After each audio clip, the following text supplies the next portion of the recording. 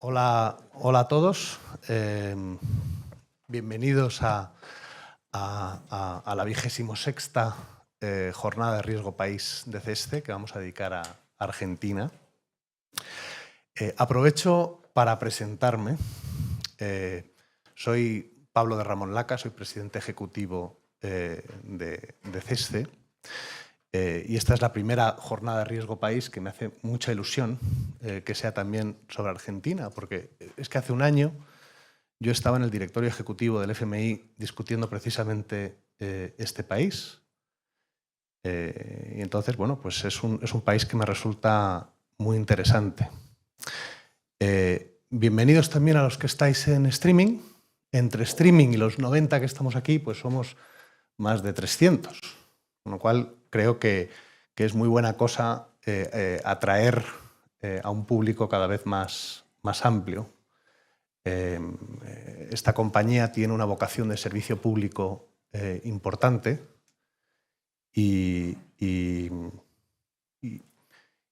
queremos hacer accesible el Departamento de Riesgo País, que creo que merece muchísima atención de los españoles.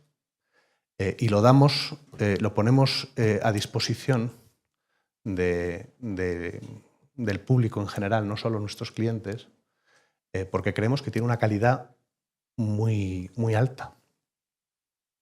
Con estos encuentros pretendemos acercarnos a vosotros, a nuestros clientes, empresas, bancos y al público en general interesados en la actualidad internacional y compartir con vosotros nuestro conocimiento.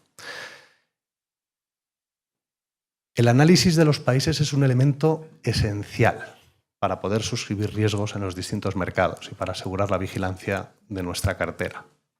Y tenemos un departamento de riesgo país que es un activo muy importante de la compañía. Como digo, tenemos una vocación de servicio público que pensamos que todo este conocimiento destinado en esta labor de asunción de riesgos no podía quedarse de puertas para adentro, sino que lo deberíamos compartir. Y lo hacemos de formas diversas. En primer lugar, celebramos de vez en cuando estas jornadas de riesgo país en las que exponemos los países más interesantes de entre todos los países que hacemos. En segundo lugar, tenemos la conferencia anual que ha tenido lugar hace unas semanas y que habréis asistido algunos. Este año fue especialmente exitosa, creo. Y tenemos también Panorama, que es una publicación anual que se ocupa de temas amplios y transversales y de la que también tendremos una presentación el próximo mes de junio. Y en último lugar, publicamos semanalmente las claves de la semana, le queremos dar difusión y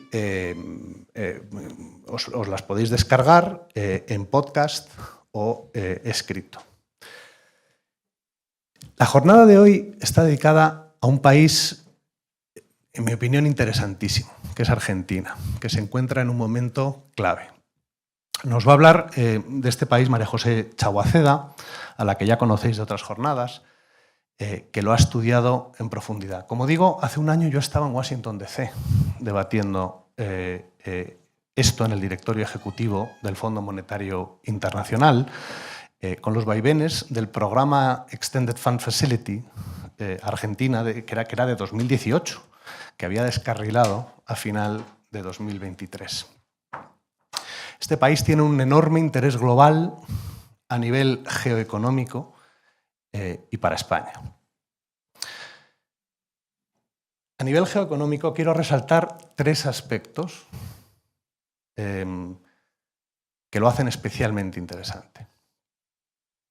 En primer lugar, el mandato de Javier Milei ha alumbrado un experimento de política económica de una profundidad y de unas dimensiones que no hemos visto en mucho tiempo.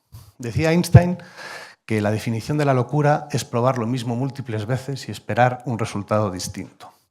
Aquí se presentaba una crisis tan profunda y una población tan hastiada de las recetas convencionales que dieron un mandato muy amplio a una persona que prometía en el corto plazo un ajuste draconiano y que estaba dispuesto a gastar capital político en implementar este ajuste. Es curioso que Milei no se autodefine como político o incluso como presidente de la República, ahora. En su perfil de Twitter o X, herramienta de comunicación que utiliza con mucha asiduidad, se autodefine como economista. Nos contaba el equipo de misión del Fondo Monetario Internacional, Argentina, que el presidente se implicaba de forma muy personal en las reuniones, que estas reuniones con él se pasaban de tiempo y que el presidente sacaba la pizarra para explicar sus ecuaciones, explicar sus teorías. Es alguien que cree que sabe de economía, cree tener un diagnóstico y tiene un plan que quiere demostrar que puede funcionar a otros economistas. Y esto es lo que le motiva al presidente Milei. El que tenga o no éxito en este experimento tiene unas implicaciones ideológicas que trascienden las fronteras de Argentina. Ya hemos visto destellos de su influencia en Estados Unidos, por ejemplo. En segundo lugar, puede sorprendernos que Argentina haya podido mantener una relativa paz social durante este año de fortísimo ajuste. La provincia de Buenos Aires, que concentra gran parte de la población, es un bastión del peronismo y del sindicalismo. Podría explicarse esto por el tamaño de la crisis, la profundidad de la crisis y el hastío de la población con esta crisis. Y la disposición de la población a probar algo nuevo. Eso es verdad. Pero también hay que recordar y hay que destacar que Milei ha mostrado pragmatismo y ha mostrado capacidad de escucha. No es normal que el poli malo sea él y el poli bueno sea el equipo de los hombres de negro del Fondo Monetario Internacional. Pero así fue, especialmente en el primer año. Y él se mostró dispuesto a escuchar para amortiguar parte del impacto, dada la pobreza y dada la pobreza infantil en su país. Y en tercer lugar, es un país que tiene futuro económico, porque tiene petróleo y tiene materias primas. No ha pasado desapercibido esto ni en Estados Unidos, cuya administración tiene puntos ideológicos en común con el gobierno de Milei, y Elon Musk, por ejemplo, ha prometido una fábrica de coches, por ejemplo. Ni en China, que actualmente tiene un swap de divisas abierto por una cantidad sustancial. Argentina es un país importante también para el sector exterior español, aunque las dificultades económicas que ha tenido reflejan bien los flujos de comercio internacional. Cuando entra en una crisis, amplía las restricciones y cuando empieza a despegar, la relaja, ¿no? Entonces, el comercio bilateral está correlacionado con los vaivenes de la economía.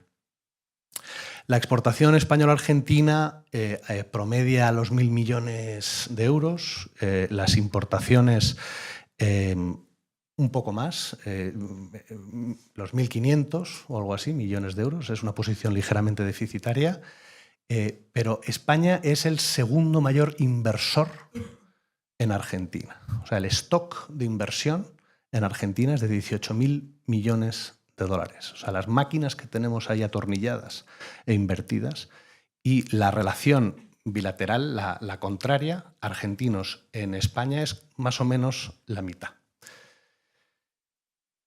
Y es un país hermano, culturalmente muy afín, con el que sentimos mucha cercanía.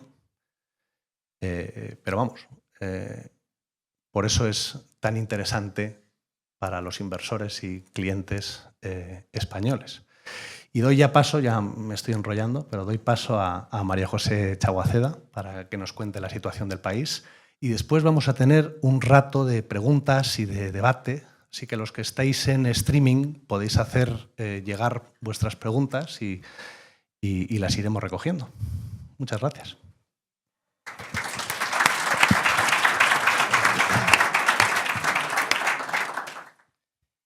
Muchas gracias, Pablo.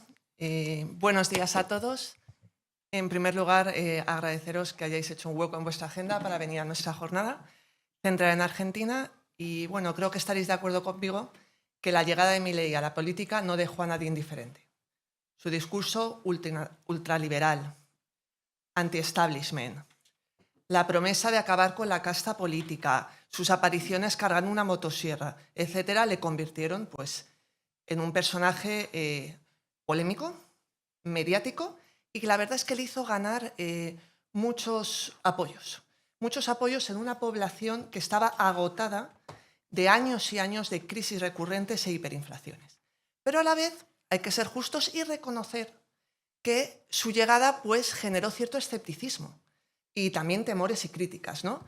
Y por eso yo creo que ahora estamos en una situación privilegiada para realizar un primer análisis. Ya lleva un año en el poder, ¿no? Entonces, yo creo que ya estamos en posición de poder valorar qué ajustes se han hecho, qué ha implicado para la economía, y ese es el objetivo un poco de esta jornada, ¿no? A mí me gustaría hacer un análisis lo más riguroso posible. Más allá de cuestiones ideológicas, centrarnos en las cifras, porque las cifras no engañan, ¿no? Entonces, ¿cuál es el esquema que voy a seguir? Pues comenzaré con un breve análisis político, porque yo creo que es muy importante entender el por qué logró tal contundente victoria y un poco en qué consiste su programa, ¿no? A continuación, vamos a dar un paso atrás. Yo creo que es fundamental entender qué economía heredó Milei. Es decir, cómo se encontraba Argentina en diciembre de 2023 y por qué. Y ahí vamos a ver este ajuste que se ha hecho en variables macro fundamentales. Para, en un tercer apartado, explicar el plan de estabilización. Porque hay mucha gente que me dice, sí, yo entiendo, ha caído la inflación, ha caído el déficit público, pero ¿cómo lo ha hecho? Y más allá, ¿por qué no se hizo antes? ¿No? Cuarto y quinto apartados fundamentales. Finanzas públicas, la motosierra es un ajuste sin precedentes. Y sector exterior, aquí destaco dos rasgos fundamentales. El problema del cepo y de la deuda. Y vamos a terminar con unas perspectivas y unas conclusiones. Entonces, bueno, yo creo que hay que comenzar destacando que la victoria de Milei contra el candidato peronista fue de más de 10 puntos. Mucho más de lo que preveían las encuestas, ¿no? Entonces, yo creo que hay varios factores que explican esta abrumadora victoria, ¿no? En primer lugar, ya lo ha comentado Pablo, el desgaste del peronismo. Es decir, la población argentina estaba cansada. Los niveles de inflación, los vamos a ver, estaban por encima del 200%, unos índices de pobreza infantil tremendo. Y luego hay un tema que es evidente. O sea, tú no puedes ser candidato a la presidencia y al mismo tiempo el ministro de Economía de una economía que estaba al borde del colapso. Entonces, al final, Massa se convirtió un poco como en el rostro visible de la crisis, ¿no? Además, el contexto político tampoco favoreció al peronismo. Es decir, yo creo que mostró una clara falta de unidad. El ala más kirchnerista, debo decir, que apoyó a Massa con reservas. Hubo muchos gobernadores provinciales que no prestaron un claro apoyo o líderes sindicales, ¿no? Y esto contrasta claramente con Milei. O sea, Milei logró el apoyo de Macri y de Patricia Bullrich. Entonces, la derecha logró una posición mucho más unificada. Luego, cómo no, este discurso disruptivo.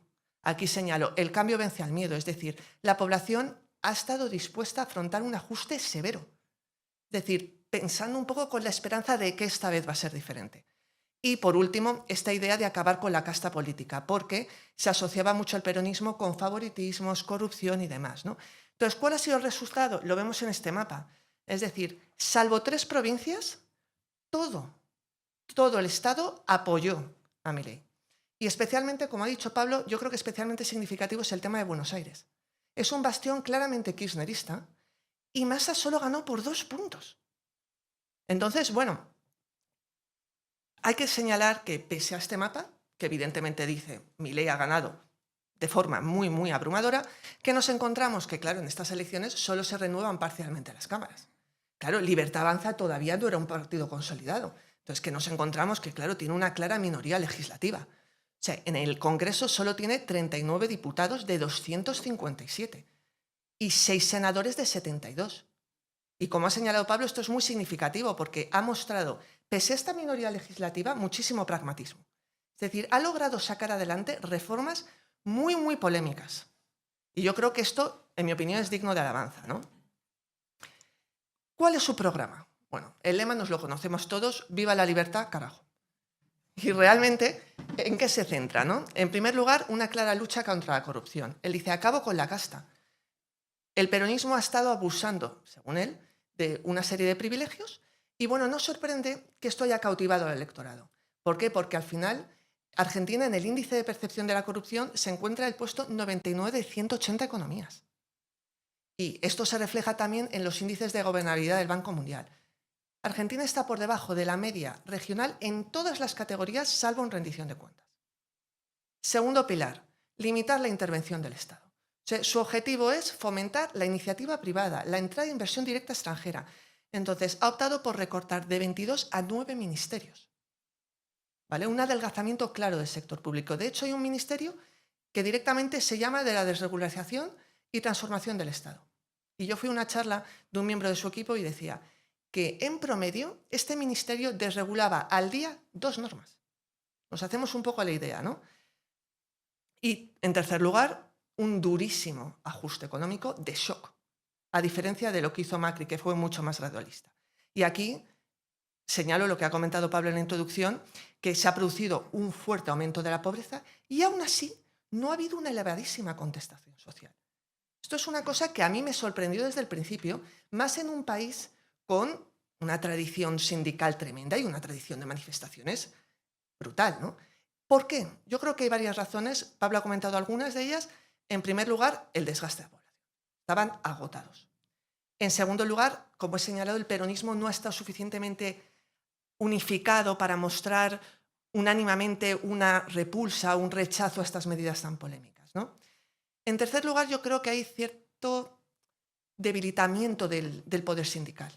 Y esto se relaciona también con la ley de bases, ¿no? Porque se aprobaron una serie de medidas, como por ejemplo la eliminación de la obligatoriedad de cuotas a los gremios, la posibilidad de pactar contratos fuera de los convenios, la desafiliación voluntaria. Todas estas medidas que se aprobaron, ahora lo veremos en la ley de bases, quitó poder en cierta medida a los sindicatos, ¿no?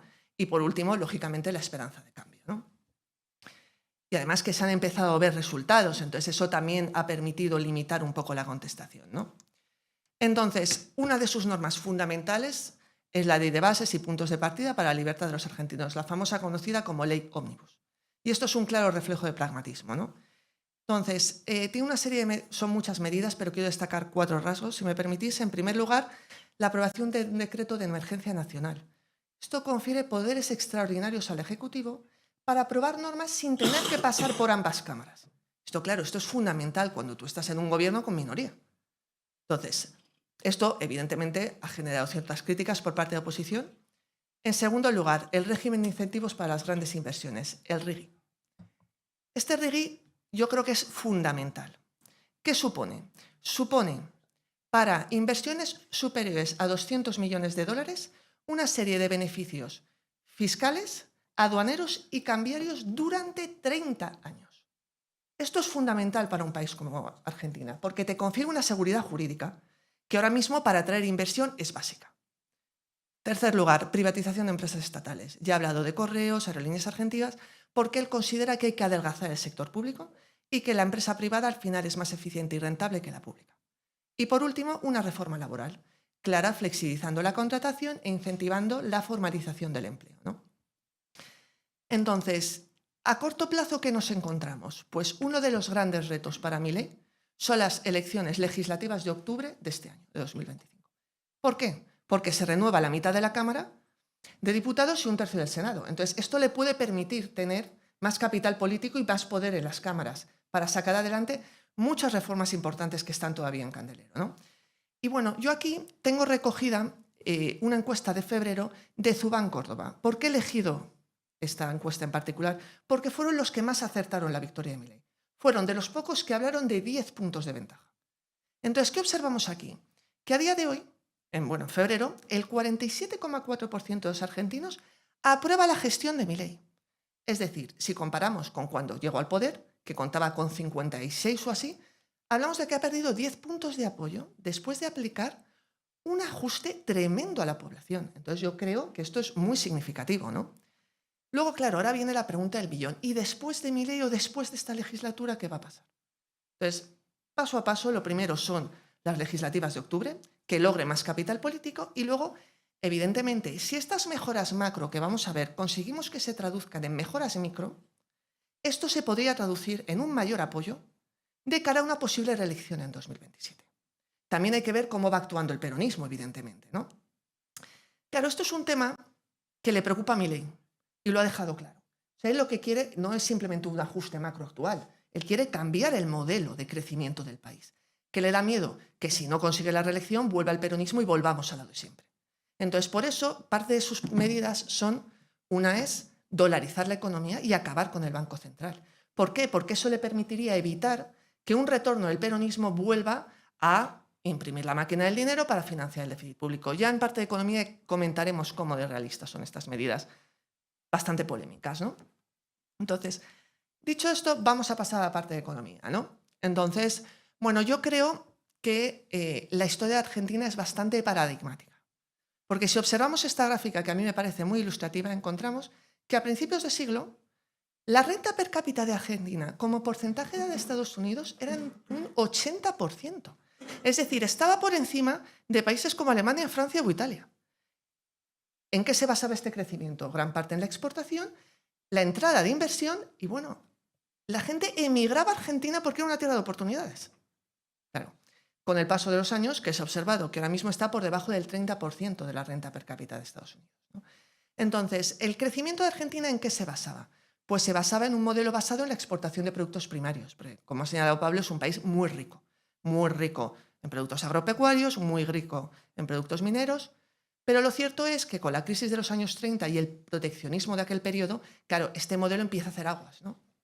Y se opta por un modelo de industrialización por sustitución de importaciones. ¿En qué consiste este modelo? Protejo la entrada de importación y eso me permite desarrollar mi industria nacional.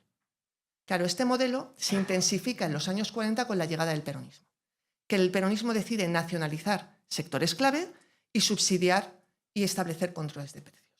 ¿Qué ocurre aquí? Claro que nos encontramos con que el aparato público va aumentando, se generan un montón de desequilibrios fiscales, no entra tanta inversión y entonces entramos en un bucle ¿de qué? De déficit fiscal, déficit exterior, falta de inversión, incapacidad de financiarlo. ¿Y qué hacemos? Pues se optó por financiar el déficit público a través de la emisión monetaria por parte del Banco Central. Algo totalmente heterodoxo e inacertado porque genera inflación que te obliga a devaluar y volvemos otra vez. Nos encontramos con un círculo vicioso. Entonces, al final, un declive estructural. ¿Qué se encuentra Milei al llegar al poder en diciembre de 2023? Pues en primer lugar se encuentra una inflación descontrolada. Es decir, en diciembre de 2023 la inflación interanual era de 211%. Si miramos el gráfico de la derecha, esta es la intermensual comparado con el mes anterior. Estaba en torno al 28%. ¿Qué observamos en el gráfico? Una clara bajada en diciembre del 24 a un 3,2 y la expectativa de que en junio del 25 la inflación podría estar en el 1,8. Una brecha cambiaria se encuentra superior al 200%. Entonces, para aquellos que no estéis familiarizados, ¿qué es la brecha cambiaria? Es el diferencial entre el tipo de cambio oficial y el tipo de cambio dólar blue, que se llama, ¿no? Es decir, lo que pagas por un dólar en el mercado oficial o lo que pagas por él en el mercado negro. Entonces, ¿qué es indicativo en economía una elevada brecha cambiaria? Te demuestra varias cosas. Te demuestra insuficientes reservas. Te demuestra expectativas de devaluación. Te demuestra poca confianza en la gestión económica. Entonces, todo esto que observamos que se ha logrado controlar significativamente, es decir, la brecha cambiaria estamos en torno a un 13%, ¿no? Esto relacionado con lo que acabo de señalar, reservas netas negativas. Aquí es un poco el tema que menos se ha logrado evolucionar, lo vamos a comentar más adelante, las reservas netas todavía siguen en niveles bastante bajos. Aquí vemos las brutas y las netas con dos criterios contables, que tampoco es relevante ahora mismo. Vemos que todavía las netas están en negativos, pero bueno, se ha logrado cierta acumulación. La pobreza se la encontró por encima del 40%. Claro, ¿qué encontramos aquí? Que en el primer semestre aumenta notablemente. Claro, ¿cómo no va a aumentar? Lo vamos a ver al analizar el plan de estabilización. Se ha disparado la inflación. Claro, al dispararse la inflación cae la riqueza real y los salarios reales. Pero lo cierto es que este aumento de pobreza no se explica por un aumento del desempleo, porque no ha sido tan grande. Se explica por este efecto inflacionista y ya se va viendo cierta corrección. No tenemos cifras del primer semestre de este año, pero sí se espera que esta tendencia descendente de la pobreza continúe, ¿no? Luego, para los que nos dedicamos al comercio internacional, nos interesa mucho la deuda comercial. Es decir, en diciembre de 2023 los importadores acumulaban deudas comerciales por valor de 40.000 millones de dólares. Es decir, este gráfico te demuestra las importaciones pagadas versus las importaciones devengadas. Es decir, durante el gobierno de Fernández se dejó de pagar a los importadores. Y esto, claro, esto evidentemente te colapsa el comercio, ¿no? Vemos que se ha ajustado notablemente en el periodo ya de Milei, ¿no? El déficit fiscal se lo encontró en un 5,4% del PIB, que puede parecer no mucho, pero claro, hay que ser justos y hacer el ajuste contable adecuado. Si incluimos los pasivos en posesión del Banco Central, este déficit se me dispara al 13%. Lo analizaremos más en profundidad en la parte fiscal, ¿no? Y toda esta situación, ¿en qué se traduce? Nos encontramos en una economía que desde el 2012 al 2023 su crecimiento promedio es del menos 0,12%. ¿Vale? Y claro, esto contrasta con una expectativa de crecimiento de este año del 5%. Entonces, yo creo que es indiscutible que Milei se encontró una economía al borde del colapso y que ha habido un ajuste macro tremendo. Entonces, ahora vamos a dar un paso más allá e intentar explicar cómo ha realizado este plan, este ajuste, ¿no? Es el famoso plan de estabilización, ¿no? Tiene tres pilares fundamentales: fiscal, monetario y cambiario. Y se acomete a través de tres fases. Primera fase, de diciembre del 23 a junio del 24. Esta es la fase de shock. Shock inflacionario, licuación y ajuste inicial.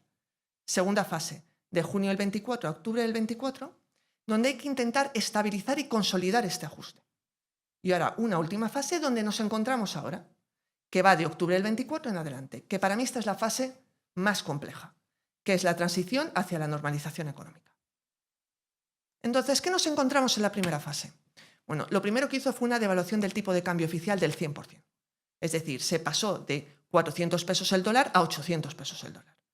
Y se eliminaron los precios regulados. Claro que es un gasto público tremendo, ¿no? Entonces, esto disparó el precio de los combustibles, de la alimentación, del transporte. Entonces, ¿cómo no? Pues un salto en la inflación en febrero. La inflación interanual llegó al 276%. Claro, entonces, ¿qué implicaciones tiene esto? La primera es que tiene un efecto, que en cierta medida es deseado, de licuación de los pasivos del Banco Central y del Estado. Es decir, cae el valor real de la deuda en pesos gracias a esta inflación. ¿Vale? En segundo lugar, en paralelo, ¿qué se hace? Una licuación fiscal. Es decir, obviamente, el gasto en términos reales cae también por esta misma razón, pero es que a su vez se practica la famosa motosierra. Se reduce muchísimo el gasto público. Entonces, ¿todo esto en qué deriva? Bueno, esto lo estamos viendo en estos gráficos, se ve una clara caída del gasto público y aquí se observa una clara caída de los pasivos monetarios en términos reales, ¿no? Entonces, ¿qué nos encontramos? Con que, claro, toda esta contracción monetaria reduce la liquidez en pesos, eso es evidente. Ya no estamos imprimiendo pesos para financiar el sector público. Entonces, ¿qué permite esta falta de liquidez en pesos? Que la gente que necesita pesos vende dólares. Permite empezar a acumular reservas en dólares. Y lo vemos en el gráfico de la derecha. Se empieza a acumular ciertas reservas en dólares. Pero lo que es indiscutible, y es evidente, que esto conlleva una fuerte contracción económica. Lo vemos en marzo, la caída del índice de actividad económica fue del 8,4%. Practicado este fuerte ajuste, que se logró en 3 meses superávit fiscal primario, la segunda fase, que es estabilizar y consolidar el ajuste. ¿Cómo lo hacemos? Primero, se mantiene la política de déficit fiscal cero. La emisión monetaria sigue restringida y se aplican nuevas medidas del Banco Central. La primera y fundamental es que los pasivos remunerados del Banco Central pasan al Tesoro, porque el Banco Central no tiene por qué estar teniendo pasivos fiscales en su balance. Y esto lo vamos a ver al ver la parte de la deuda. de repente la deuda pública en 2023 se dispara. No es que se dispare, es que hay un ajuste contable donde pasamos toda esa deuda al sector público. Y luego hay más medidas polémicas y demás, pero quiero hacer hincapié en una de ellas que me parece significativa. La rescisión de los contratos put sobre las letras del Tesoro. Entonces, ¿qué es un contrato put? Contrato put es un contrato que te da derecho a vender al Banco Central una letra del Tesoro cuando tú lo estimes conveniente. Entonces, estas letras, estas opciones habían proliferado en 2022. ¿Por qué? Porque el gobierno las había utilizado para que los bancos comerciales acudieran a las licitaciones, para que fueran más atractivas. Entonces, ¿por qué es significativo este ajuste? Porque para que os hagáis una idea, si todos los bancos comerciales deciden a la vez, por un aumento de pánico, ejercer su derecho a vender estas letras del Tesoro, el Banco Central tendría que haber emitido el equivalente a una base monetaria completa.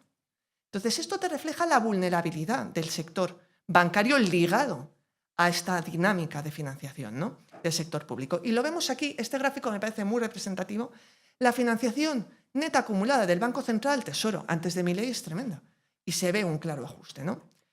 Esto que permite continuar en esa senda adecuada de acumular reservas, reducir la brecha cambiaria, contención de la inflación. Vemos la brecha cambiaria se va reduciendo, pero nuevamente pues se resiente la actividad. Lo vemos, cae un 2,6% en septiembre la actividad económica. Pero ya vemos ahí la esperanza del repunte, el 5,5%, y ya nos pasamos a la última fase del plan de estabilización, que, como señalaba, para mí es en la que estamos actualmente y es la más compleja. Es decir, queremos la transición hacia la normalización económica. Y aquí hay dos retos fundamentales. El primer reto es la eliminación del cepo cambiario. ¿Y qué es el cepo cambiario? El cepo cambiario son restricciones al acceso de dólares que se establecieron durante el gobierno de Cristina Fernández de Kirchner en 2011. ¿Para qué? Pues se establecieron por el miedo a una fuga de capitales y una pérdida brutal de reservas. Claro, pero ¿cuál es el problema? Que un cepo cambiario tiene un coste tremendo. Tiene un coste tremendo en temas de distorsiones del comercio internacional. Tiene un coste tremendo en términos de inversión. Es decir, lo que tú no puedes pretender, que es lo que quiere Milei, es abrirte al comercio internacional, que la inversión financie gran parte de tu crecimiento y tener una restricción de acceso a dólares. Pero claro, ¿cuál es el problema? Es que eliminar el cepo no es fácil. ¿Por qué? Porque si tú eliminas el cepo sin la suficiente confianza y sin los suficientes dólares para respaldar esta apertura, te arriesgas a una fuga de capitales, una espiral de devaluaciones. Volvemos a lo mismo otra vez, ¿no? Entonces, ¿qué es lo que ha hecho hasta ahora? Hasta ahora ha hecho una eliminación muy gradual. Ha eliminado el impuesto PAIS, famoso impuesto para una Argentina inclusiva y solidaria, que básicamente era un impuesto para comprar dólares para importaciones de bienes y servicios no esenciales. Tú tenías que pagar un impuesto. Ha reducido las restricciones para la compra de dólares para importaciones y ahorro personal, ha flexibilizado los controles sobre giros de divisas al exterior para las empresas. Pero claro, la pregunta del millón es ¿cuándo va a poder eliminar del todo el cepo, ¿no? Entonces, el objetivo de Milei era hacerlo a lo largo de 2025, a más tardar enero de 2026. Pero claro, aquí va a jugar un papel fundamental el tema de contar con reservas suficientes y confianza suficiente. Y aquí es donde entra el segundo elemento fundamental de esta fase, que es el acuerdo con el fondo. ¿Por qué? Porque el calendario de pagos al que se enfrenta Argentina a corto o medio plazo es muy exigente. Es muy exigente, lo vamos a ver al ver la deuda externa, ¿no? Entonces, claro, ¿qué nos encontramos actualmente? Lo cierto es que todavía no hay una declaración oficial del Fondo Monetario Internacional sobre las condiciones ni cuánto dinero, fondos frescos, va a otorgar. Todavía no la hay. He leído justo esta mañana que hoy hay una reunión informal entre delegados del gobierno argentino con el Fondo Monetario, ¿no? Entonces, a mí no me gusta especular con cuánto dinero le va a dar, qué condiciones, porque al final pues, no hay nada oficial al respecto, pero sí que creo que hay 4 temas fundamentales para este acuerdo. Va a haber un objetivo de meta fiscal y ahí es donde Milei pues, ha logrado un mayor avance a cortísimo plazo. Tiene que haber una meta de acumulación de reservas, porque sin reservas no hay confianza y no puedes eliminar el cepo. Yo me inclino a pensar que tienen que establecer algún tipo de régimen cambiario y de transición, alguna flotación sucia, unas bandas donde pueda moverse el peso. ¿Por qué? Porque no puedes directamente eliminar el cepo cambiario. Claro. Y ahora viene la pregunta del millón. ¿Cuánta nueva financiación va a aportar el fondo? Porque si recordáis, Macri en su momento logró un acuerdo con el fondo, pero no fueron fondos frescos, no fueron nueva financiación. Fue una financiación que permitió cumplir con el calendario de pagos y en su momento no fue suficiente. ¿Vale? ¿Qué ha pasado últimamente, de las últimas semanas? Bueno, a principios de mes se habló de que había habido una pequeña corrida contra el peso. Es cierto que se vieron ciertas presiones depreciatorias y el Banco Central ha tenido que intervenir vendiendo reservas. Las reservas, bueno, yo he leído algún artículo hablando que las reservas, el Banco Central se está quedando sin... Empieza el tema a ser un poco complejo. Entonces, ¿qué ha ocurrido? Que Milei ha saltado rápidamente a la escena con el decreto de necesidad y urgencia para poder aprobar el acuerdo con el Fondo Monetario Internacional. Entonces, aquí ha habido críticas, porque al final lo ha hecho a través de un decreto sin la aprobación de ambas cámaras, que sería el procedimiento legislativo lógico. ¿Por qué lo ha hecho? Porque no se quiere arriesgar a que la oposición se lo frene en el Senado, cuando él sabe que tiene las alianzas suficientes para el acuerdo en el Congreso. Lo incluimos en las claves del lunes, ha conseguido la luz verde para este acuerdo con el fondo. Entonces, ahora nos queda un poco esperar. Se está hablando de abril como fecha posible de anuncio de este acuerdo, ¿no? Entonces, pasamos a la parte fiscal. Aquí tenéis a Milei con su motosierra, ¿no? Entonces, bueno, creo que estaréis de acuerdo conmigo en que ha sido un ajuste tremendo. Y la frase de Milei era muy clara.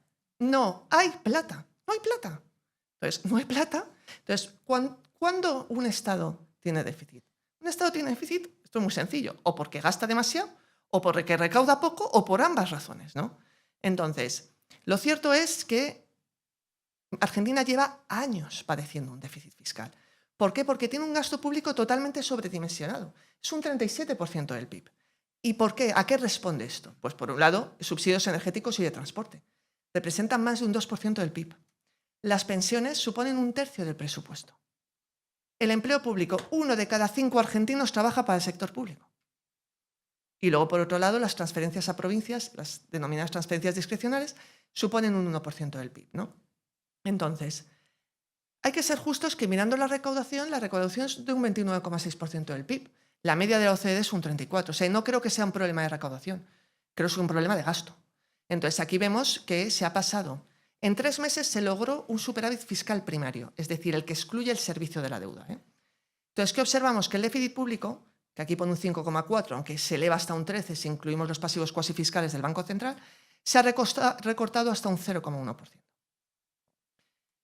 Entonces, ¿cómo se ha logrado este ajuste? Pues a través del recorte del gasto primario. Vemos un recorte del gasto de capital del 79%, es decir, prácticamente se ha paralizado la obra pública. Transferencias corrientes a provincias se han recortado un 70%. Claro, esto ha generado, lógicamente, tensiones con gobernadores provinciales.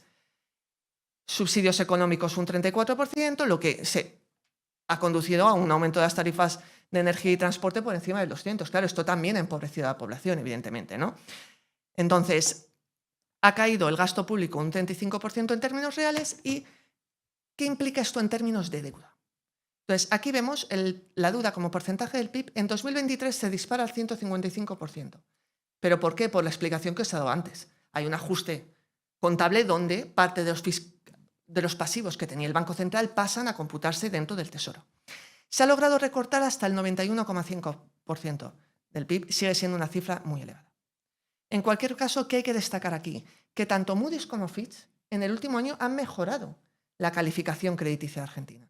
Es decir, están reconociendo el éxito de este programa de ajuste, como también lo ha hecho el Fondo Monetario, ¿no?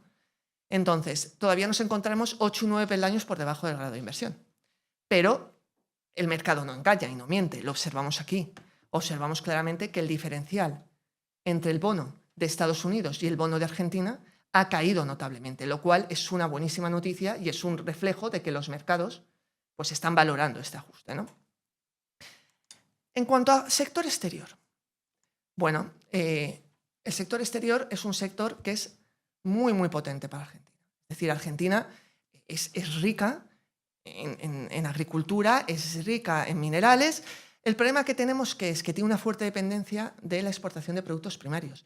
El 60% de las exportaciones son agropecuarias. Y esto se ve claramente en el 2023.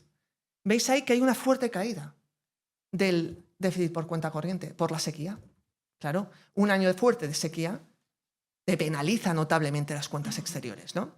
Esto se relaciona también con la baja apertura comercial de un 32% y lo que os he comentado, un proteccionismo histórico, porque claro, veníamos de una estrategia de sustitución de importaciones.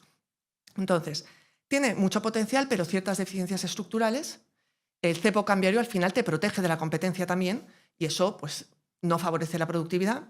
Y, en definitiva, hablamos de un sector que tradicionalmente, por la balanza de servicios y de rentas, es deficitario. Y claro, al final, además, no cuenta con suficiente inversión directa extranjera para financiar este déficit. Claro, ¿y esto qué implica? Que vas acumulando deuda externa, ¿no? Entonces, yo creo que todos conocemos el historial de Argentina en términos de deuda. Ha acudido 9 veces al Club de París y, bueno, lo cierto es que uno de los grandes logros de Macri fue el acuerdo con los bonistas, tanto privados como públicos, que le permitió alcanzar un acuerdo con el Fondo Monetario Internacional, ¿no? ¿Qué es lo cierto? Lo cierto es que la deuda como porcentaje del PIB actualmente está como en el 45%. No es muy elevada, pero claro, no es muy elevada porque lleva años sin acceso a los mercados financieros, ¿vale? ¿Qué es fundamental ver en este gráfico y para mí es preocupante? El que esto es el servicio de la deuda en billones de dólares americanos, es decir, miles de millones nuestros, y que no incluye solo la del Fondo Monetario, incluye también pues, corporativa, provincial. Entonces vemos que el calendario de pagos para 2025, 2026 y especialmente 2027 es exigente. Entonces, desde este punto de vista, yo creo que es muy importante el lograr el acuerdo con el Fondo Monetario y es muy importante el lograr la entrada de inversión directa que permita financiar parte de este déficit exterior. Claro, y para eso es fundamental también limitar ese cepo cambiario, ¿no? Ya pasamos al último apartado, que son las perspectivas y conclusiones. ¿Y qué recojo aquí? Bueno, yo creo que son alentadoras. El gráfico de la izquierda es el Fondo Monetario Internacional, que tras una caída del 3,5% del crecimiento en 2024, espera un crecimiento del 5% este año y del 5% el año que viene. Pero he querido aquí recoger una tabla donde incluyo previsiones de muchos más organismos, por tener más referencias, ¿no? En verde están marcados todos aquellos organismos que han decidido mejorar las previsiones de Argentina en la última actualización que han hecho. Bueno, se observa una clara mejora. ¿Qué ocurre? Que las previsiones más pesimistas, pues sí es Fitch, pero es de diciembre del 24. Si nos vamos a marzo, la OCDE ya está hablando de un crecimiento del 5,7% para este año. Entonces, bueno, yo creo que evidentemente las perspectivas son alentadoras. ¿Y qué factores creo que pueden favorecer este fuerte crecimiento? El RIGI lo va a favorecer, un entorno favorable para la inversión. La flexibilización del cepo está ayudando. La recuperación del consumo conforme la inflación siga cayendo. Esto va a favorecer la mejora del poder adquisitivo de los argentinos y esto debería tirar del consumo y de la inversión. El aumento del crédito al sector privado. Esto en una charla que fui recientemente de Argentina, claro, se hablaba que por primera vez los bancos comerciales van a poder ser bancos de verdad en el sentido de dar financiación a empresas privadas. Aquí se ha producido un efecto crowding out claro, es decir, desplazamiento de la actividad bancaria financiada al sector público en vez de al sector privado. Y luego aquí señalo una serie de sectores estratégicos. Y yo creo que es fundamental detenernos en comentar que, claro, o sea, por un lado, Argentina es rica en agroindustria. Aquí observamos es el primer exportador de aceite de soja, harina de soja, el segundo de maíz, el tercero del mundo estamos hablando. O sea, está claro que tiene una clara riqueza en términos agrícolas. En segundo lugar, lo que estábamos comentando, el petróleo y el gas. Es decir, el potencial de Vaca Muerta es tremendo. Y se observa en este gráfico que actualmente Argentina, gracias a Vaca Muerta, tiene las reservas de gas, las segundas reservas de gas no convencional mayores del mundo y las cuartas de petróleo no convencional. Entonces, esto supone una palanca fundamental, pero claro que hay que explotar y gestionar adecuadamente, ¿no? Y por último, cómo no, la minería. Además, los minerales actualmente con la transición ecológica y demás pueden ser un pilar fundamental de crecimiento, que nos encontramos con que es el tercer productor de litio del mundo y tiene las cuartas reservas. Entonces, en términos de litio, es tremendo el potencial que tiene Argentina. Pero también en cobre, en oro, en plata. El gráfico de la izquierda es de la Secretaría de Minería del Estado. A mí me parece, debo decir, un poco optimista la previsión de exportaciones de cobre, litio, sobre todo del litio. Pero bueno, en cualquier caso, yo creo que tiene reservas estratégicas y se puede prever un fuerte crecimiento exportador, ¿no? Y con esto querría cerrar con una serie de conclusiones. Yo creo que Argentina se encuentra en un punto de inflexión. No podría estar más de acuerdo con lo que ha comentado Pablo en la introducción, de que es un laboratorio. Es decir, es un ajuste sin precedentes que, si sale bien, yo creo que puede marcar un antes y un después para la región. Es decir, un ajuste heterodoxo de libro. Pero claro, nos encontramos con una serie de retos que no son menores. En primer lugar, el equilibrio fiscal versus crisis social. Es decir, se ha logrado una reducción del déficit clave. Y esto es clave para la estabilidad. Pero claro, corremos el riesgo de tensión social si estos recortes persisten sin recuperación económica. ¿Cuánto tiempo va a aguantar la ciudadanía sin salir más a las calles, ¿no? Y como he señalado, las elecciones de 2025 son un test clave para medir el respaldo político.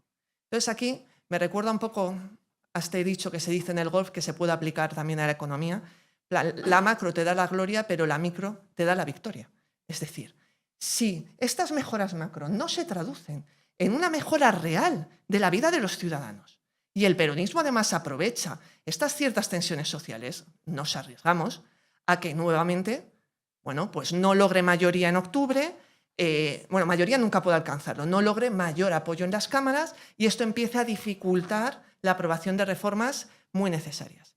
Y segundo reto, el tema del sector exterior, financiación y cepo cambiario. O sea, en mi opinión, un nuevo acuerdo con el Fondo Monetario Internacional es fundamental, no solo para evitar una crisis de balanza de pagos, sino porque tener el dinero del Fondo Monetario te va a permitir acumular reservas, afrontar el calendario de pagos, pero sobre todo te va a permitir una cosa que es fundamental, la confianza de los mercados, porque además puede ser la llave para que otras instituciones financieras multilaterales también den financiación, ¿no? Claro, y esto directamente relacionado con la necesidad del levantamiento del cepo, que es imprescindible, en mi opinión, pero complejo. Y a mí me preocupa, sinceramente, este último mes de presión, porque ahora mismo lo cierto es que se ha reducido la brecha cambiaria, sí, entre el dólar paralelo, el blue, el del mercado negro, y el dólar oficial. Pero claro, ahora el peso está apreciadísimo con respecto al dólar. Es decir, los argentinos cruzan a Chile a comprar. Entonces, claro, esto, vamos a ser realistas, tampoco es sostenible en el tiempo.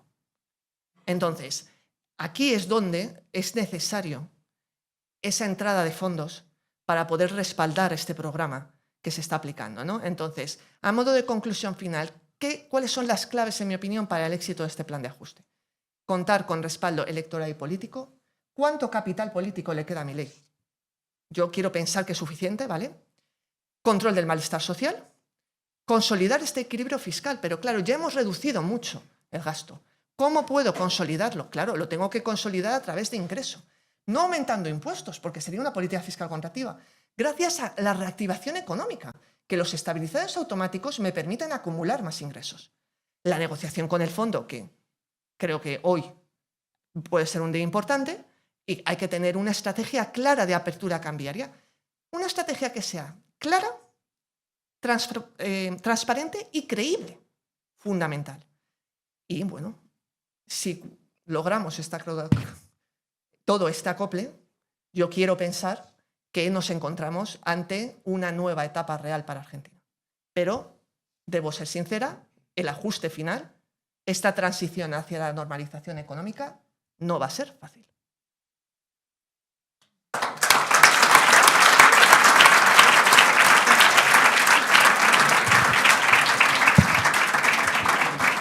Muy bien, muchas gracias, María José. Como veis, nuestro Departamento de Riesgo País no tiene nada que envidiarle a los analistas del Fondo Monetario Internacional. Gracias, Pablo. Sí. Bueno, enhorabuena, María José. La verdad es que te quiero felicitar por la presentación, pero sobre todo por el informe. Muchas gracias. Quiero que os lo leáis, os lo aconsejo a todos. El informe es extraordinario. Es difícil resumir tantísima información y tantísimo detalle de una forma tan amena y en tan poco espacio. Yo creo que ese es el ejercicio más difícil que además brilla en el informe, ¿no? Gracias. Bueno, entonces, mientras que van entrando preguntas, os animo a todos en streaming a que formuléis preguntas y en la sala a que vayáis preparando alguna. A mí se me ocurre una que seguramente es fácil y una muy difícil, para ir calentando. Me parece bien. La fácil es porque la he leído, pero sé que no has tenido tiempo de concretar, ¿no? Es en materia de política exterior, ¿no? Esta nueva administración es pragmática, es ideológica, quiero decir, está generando vínculos con ideologías afines, está siendo pragmática, por ejemplo, con intereses comerciales potentes como China. Está siendo muy crítica con Mercosur, pero sin embargo, ¿qué perspectivas tiene ese acuerdo Unión Europea-Mercosur de cara a Argentina? Profundiza un poquito porque yo creo que es muy interesante. Sí, bueno, es una parte que he dejado fuera de la presentación por limitaciones de tiempo, pero efectivamente yo creo que la parte del sector exterior de Milei es, yo diría, pragmatismo combinado con ideología. Es decir, él comenzó en campaña diciendo que no iba a hacer negocios con países comunistas. Evidentemente, China es su segundo socio comercial. Pues ha renovado el swap de divisas y no ha aumentado los acuerdos, pero los ha mantenido. Entonces, el pragmatismo se impone. Y aquí, obviamente, todos somos conocedores de la amistad que hay entre Milei y Trump, y se espera la entrada de inversión directa extranjera estadounidense de cara a la explotación de vaca muerta, ¿no? Pero yo creo que es muy significativo lo que has comentado a nivel regional. No, a nivel regional, él claramente ha mostrado su apoyo a ideologías más afines y, bueno, se ve claramente cero sintonía con Brasil, con Lula, bueno, ni Venezuela, ni Cuba y demás. Claro, pero es que Brasil es el primer socio comercial de Argentina. Entonces, bueno, llega un momento que tú tienes tu ideología, pero tienes que priorizar el pragmatismo.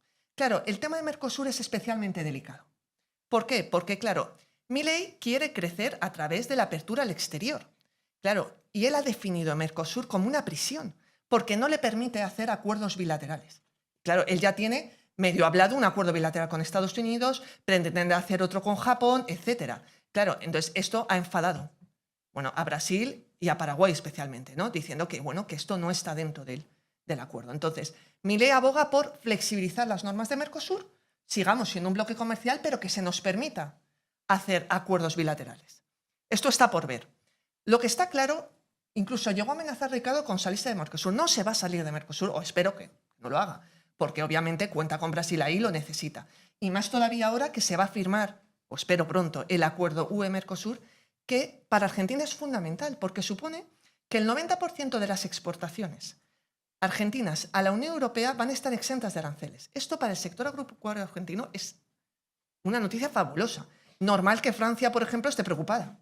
Entonces, yo creo que aquí, al final, el pragmatismo se va a imponer como se está imponiendo en su mandato. Parecían declaraciones muy incendiarias y yo creo que lo está haciendo todo bastante acertadamente, ¿no? Vale. Bien, esa era fácil. Gracias. Porque sabías que estaba en el informe y no lo había contado, ¿eh? Entonces, la difícil es si esta vez sí. Es decir, Argentina se ha estabilizado muchas veces en el pasado, ¿no? Y sin embargo ha incurrido todas las veces luego después en una crisis severa, ¿no? Entonces, la pregunta es si esta vez de verdad si va a conseguir transformar estructuralmente la economía. ¿Qué es lo que piensas tú? ¿Cuál es tu percepción, ¿no? Porque dependía de varias cosas, tú has comentado, ¿no? Un crecimiento económico que permita que se traslade a un incremento de bienestar de la población, un acuerdo con el Fondo Monetario Internacional que es un puente imprescindible, pero luego a medio y largo plazo el levantamiento del cepo y la normalización real de la economía, ¿no? Y entonces, ¿cuál es tu percepción? ¿O qué piensas? Vale. Esa es la difícil. Sí, bueno, yo creo que es lógico que nos preguntemos, ¿va a ser diferente esta vez? ¿Y puede ocurrirle lo mismo que a Macri? Con Macri todos estábamos muy esperanzados y al final, pues aquello no acabó saliendo bien. Yo creo que hay dos diferencias fundamentales, bueno, tres te diría, con respecto a la situación con Macri. Primero, Macri optó por un ajuste gradual y esto no acabó convenciendo a los mercados. Este ha sido un ajuste de shock y creo que ha sido el acertado. También tienes que tener una figura como Milei para impulsar este tipo de acuerdos. Segundo, yo creo que el peronismo no estaba en 2017-19 como está ahora. O sea, tenía mucha más fuerza en la época de Macri, ¿vale? Y tercero, yo creo, es una percepción, y he hablado con argentinos y demás, que la población no estaba tan harta ni tan cansada como lo está ahora. Entonces, estas tres variables me hacen pensar que estamos en un contexto diferente al que fue Macri. Es cierto, y yo lo estoy leyendo, de muchos analistas que dicen, oye, prever que el acuerdo con el fondo vaya a ser la solución cuando hemos tenido muchos acuerdos con el fondo y hemos acabado en lo mismo, me parece un poco naif. Estoy de acuerdo. Y con esto quiero destacar que el acuerdo con el fondo es condición necesaria, pero no condición suficiente. Se necesitan muchas otras cosas más. ¿Por qué soy ligeramente más optimista esta vez que en ocasiones anteriores? Pues lo soy por varias razones. Primero, porque creo que ha logrado un ajuste muy bueno, sin que la gente salga a las calles. Segundo, porque me parece que tiene un potencial con el petróleo y el gas, con los minerales, que si se explota adecuadamente, tiene buenos amigos. Bueno, tú ya puedes interpretar cómo de bueno es tener de amigo a Trump, pero me estoy refiriendo en términos, ¿me entendéis?, ¿no?, de inversión y de entrada de inversión directa extranjera, que le puede favorecer, ¿vale? Y luego creo que, como decía Pablo en su introducción, sí que está siendo más pragmático de lo que esperábamos. Mucho más pragmático de lo que esperábamos. Entonces, yo quiero confiar que esta vez va a ser diferente, pero sinceramente hay que esperar, porque a mí me ha preocupado la presión sobre el peso del último mes. Y los niveles de reserva son justos, ¿eh? Entonces, hay que ver cómo va la cosa. Pues, como ha entrado una pregunta que hace precisamente mención a la sostenibilidad del tipo de cambio, voy a aprovechar para hacerla porque ha entrado por streaming y ya voy a pasarle el micrófono a la sala. La pregunta es si la dolarización anunciada por Milei sería la solución y si es posible y probable. Ok. A ver, el tema de la dolarización es una propuesta muy polémica y que yo creo que hay que desgranarla un poquito, analizarla con un poco de detalle, ¿no? Es decir, yo creo que la economía no está preparada para una dolarización, fundamentalmente porque no tiene reservas suficientes para llevar a cabo ese cambio, ¿no? Además, si tú te dolarizas, vamos a ser claros, por pura teoría económica, pierdes el recurso de la política monetaria. Es decir, tu ciclo económico tiene que ir totalmente acompasado en Estados Unidos, ¿vale? Además, corres el riesgo de que se te produzcan apreciaciones que te hagan perder la competitividad. Ya no tienes un tipo de cambio flexible que me permita hacer ajustes para ganar competitividad exterior. Es decir, de repente te quedas sin una herramienta fundamental y dependes exclusivamente de política fiscal y de reformas estructurales. No estamos ahí todavía. O sea, la economía no está madura suficiente para plantear una dolarización. También se dio un paso más y Milei llegó a plantear acabar con el Banco Central. ¿Por qué? Pues un poco con la idea de si yo no consigo perdurar en el tiempo y vuelve el peronismo, no volvemos al mismo círculo vicioso de que el Banco Central financia el déficit público. Pero yo tampoco creo que Argentina esté en posición de eliminar al Banco Central. Primero, por el tema de reservas y segundo, porque perderías al prestamista de última instancia, de cara a ser un garante para el sistema financiero en momentos de tensión que los va a haber. Entonces, yo, sinceramente, tengo la sensación que estas propuestas de dolarizar y acabar con el Banco Central son más estrategias políticas que objetivos reales, por lo menos a corto plazo. Esa es mi opinión. Yo aquí añadiría dos cosas. Lo primero es, para dolarizar, lo primero que necesitas es dólares. Y Argentina no los tiene. No hay reservas. Reservas, perdón, dólares. Sí. Contantes y sonantes. Y lo segundo es que el Fondo Monetario Internacional es a todos los efectos un club de bancos centrales. Entonces es difícil que no se den por aludidos, que haya alguien que proponga la eliminación de un banco central. Entonces se lo toman de forma muy personal. Porque quitar esta palanca de ajuste de forma permanente es un movimiento que quita muchos grados de libertad. Muy bien, pues no sé si en la sala... Sí. Hola, buenos días. José María Romero, director de Economía Internacional de Equipo Económico. Muchas gracias a esta casa por esta maravillosa jornada que nos ayuda en el día a día a entender Argentina. Este año, y a María José fundamentalmente por su completísimo análisis. Gracias. Este año, de hecho, a los analistas económicos esos buenos resultados nos han ido sorprendiendo y ganando mes a mes. Empezamos, como decías, con mucho escepticismo y la verdad es que hemos acabado el año pues, mucho más optimistas que lo empezábamos el 2024. La prima de riesgo bajó de Argentina a 560 puntos. En los últimos 2 meses, sin embargo, ha subido 200 puntos. Mi pregunta es: ¿a qué crees que se debe este aumento de prima de riesgo pese a los buenos resultados del programa de estabilización? Y si tiene algo que ver con las políticas que está llevando Trump a nivel económico, geoeconómico, comercial, internacional, en tanto en cuanto ese aislacionismo norteamericano es quizá estrictamente opuesto a esa necesidad de Argentina a la apertura a los mercados y a los capitales, como bien decía, ¿no? Todo incremento de inflación en Estados Unidos va a llevar a que los tipos de interés se mantengan o no bajen o se mantengan, con lo cual más difícil que vayan capitales hacia los mercados emergentes como Argentina, ¿no? Entonces, ¿hasta qué punto esa amistad Milei-Trump es suficiente, ese posible acuerdo preferencial con Estados Unidos, ese pragmatismo de intentar quedarse con Mercosur, como bien decías, avanzar con la Unión Europea, hacer un acuerdo con Estados Unidos? ¿Hasta qué punto eso es suficiente para el ruido que también está causando Trump en los flujos internacionales? Gracias. Ok, muchas gracias por tu pregunta. Con respecto a la prima de riesgo, debo decir que a mí yo también la he seguido de cerca y es cierto que hemos visto un ligero repunte y yo me inclinaría a pensar que está relacionada con el tema de que el acuerdo del fondo no acaba de salir. Es decir, muchos, y esto lo he leído, muchos han interpretado este decreto de necesidad de urgencia como un intento desesperado de Milei de demostrar a los mercados esto ya llega, esto ya llega. Se lleva mucho tiempo hablando del acuerdo, pero no acaba de llegar. Eso es una de las razones que yo creo que cuanto antes se cierre el acuerdo, antes se va a lograr reconducir de nuevo esa prima de riesgo, ¿no? Y otro tema que ya he señalado, pero que creo que es importante destacar, es que la brecha que hay, o sea, la sobrevaloración que tiene el peso, también penaliza claramente por la siguiente razón. Un peso tan sobrevalorado sí implica que las importaciones son más baratas, pero te dificulta mucho la exportación. Entonces hay algunos analistas que están señalando que, claro, que a Milei le puede interesar que el peso siga apreciado porque es un ancla inflacionista, evita el aumento de la inflación. Y claro, a él no le interesa que la inflación despegue antes de las elecciones de octubre, eso es evidente. Pero claro, tiene un coste en términos de sector exterior. Entonces, yo creo que este ligero aumento de la primera... bueno, y por último, el carry trade que se está produciendo en el mercado es evidente.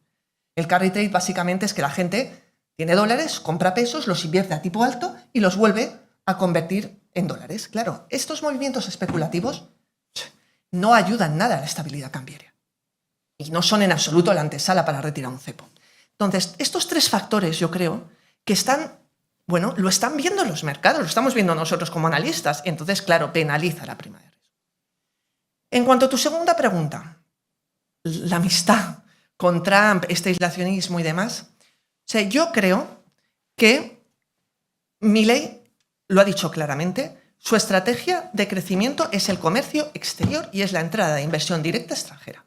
Él va a honrar su amistad con Trump y le interesa además de cara al acuerdo del Fondo Monetario, etc. Pero ya lo hemos visto con China y lo va a hacer con otras, porque el listado de acuerdos bilaterales que planean no solo con Estados Unidos, hay una larga lista. Está Japón, si no me equivoco, está Corea del Sur, creo, o sea, hay varios países, ¿no? Es decir, lo que él quiere es diversificar. Entonces, creo que dentro de esta línea de pragmatismo que ha aplicado, no creo que se cierre al aislacionismo de Trump, lo va a mantener como amigo, pero creo que va a seguir intentando ampliar esa diversificación comercial que necesita. Sobre todo, además, la necesita porque es muy difícil para Argentina diversificar el producto exportador, porque depende mucho de agropecuario. Entonces, ya que no puedes diversificar el producto que es agrícola y minero, diversifica los socios. Alguna de las dos herramientas tienes que diversificar. Y al hilo de esto es por lo que creo que todas estas amenazas de salir del Mercosur no se van a dar, es simplemente para presionar a los miembros, muy al estilo también Trump, ¿no? Para presionar a Paraguay y a Brasil a que acepten una flexibilización del acuerdo. Pero vamos, a Argentina le interesa como a nadie el acuerdo UE-Mercosur. A ti. Gracias. No sé si hay más preguntas. Sí. Gracias, María José. Fantástica, como siempre. Muchas gracias. Soy Javier del Río, de CFI. ¿Cuál es vuestra política de cobertura? No, yo contesto si quieres, Ricardo. A ver, con toda sinceridad, nosotros llevamos tiempo siguiendo de cerca a Argentina. Y de hecho llevamos tiempo, Ricardo, María José y yo, hablando de analizar el país, pero evidentemente había que esperar. O sea, no tenía sentido analizarlo el primer trimestre de Milei, ¿no? Entonces, nosotros, ahora mismo el peso de Argentina en nuestra cartera es mínimo. Llevamos mucho tiempo muy restringidos por razones evidentes. Con comprador público totalmente, con comprador privado ha habido pequeñas transacciones. Entonces, nuestra postura, nosotros somos conscientes de esta mejora. Por eso, bueno, le estamos exponiendo, esperamos que se consolide y con eso nuestra política de cobertura está abierta caso a caso con la idea de analizar en detalle cada política, cada operación y ver efectivamente si se dan las condiciones adecuadas, porque habrá que ver en cada momento también cómo está. Yo ahora mismo no puedo hablar de una operación que me entre dentro de 3 meses, lógicamente, ¿no? Pero esa es un poco nuestra postura. Reconocemos el avance y estamos dispuestos, en cuanto a comprador público, a analizar con detalle cada operación para ver si es posible operar en los términos que en ese momento se encuentra Argentina.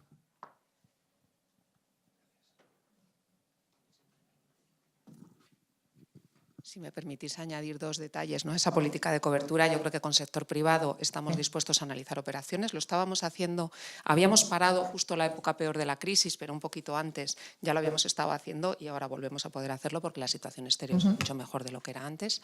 Y con públicos, como dice María José, somos muy cautos, sobre todo porque tenemos algún tema que resolver previo en nuestra relación bilateral con Argentina, que esperamos poder resolver en un plazo relativamente sensato y a partir de allí poder empezar a ser un poquito más proactivos. Esa pregunta también estaba por streaming. ¿No te hubieras librado de ella, María José? Sí, no, sí. No sé si hay más preguntas en la sala. No. No hay más preguntas. Pues, Bueno, yo creo que es un tema de confianza, ¿no? sí, es un tema de confianza y yo confío. Quiero confiar, valga la redundancia, en que esta vez sea diferente. Pero bueno, creo que hay que esperar y hay que ver cómo evolucionan estas variables que hemos señalado. Y yo para cerrar quiero agradeceros a todos, de verdad, que hayáis venido. Nosotros preparamos estas jornadas con muchísima ilusión porque al final, como analista, está claro, a mí me gusta hacer el análisis, pero es muy bonito trasladarlo, explicarlo y que al final llegue a nuestros clientes esa visión, bueno, no solo de persona que estudia el país, sino que también comunica un poco el país, ¿no? Muy bien, y yo también agradeceros mucho a los más de 300 que estáis aquí en presencia y por streaming. Veréis más de este departamento, porque me parece que es, coloquialmente, es un pepino de departamento que quiero aprovechar mucho más y dar mucha más difusión. Y bueno, también sobre Argentina, solo decir, en defensa del Fondo Monetario, es el mayor riesgo vivo del Fondo Monetario Internacional. Entonces, pero de lejos. Está Argentina y después, bueno, pues Ucrania, Egipto, etcétera, ¿no? Entonces, el Fondo Monetario es un gestor de riesgos. Y entonces, bueno, pues hay que tener paciencia con ellos. Pero yo lo que detecté, siendo confidenciales las deliberaciones del fondo, es un deseo de que le salga bien este experimento porque tienes a alguien dispuesto a gastar capital político haciendo lo que prometió. Entonces, aunque no estés de acuerdo, y muchos no lo estaban, con lo que estaba intentando, estaban de acuerdo con que intentara algo nuevo. Entonces hay mucha buena voluntad y mucho buen feeling que transmitían ahí. Y nada, pues toca cerrar. Muchísimas gracias a todos. Gracias.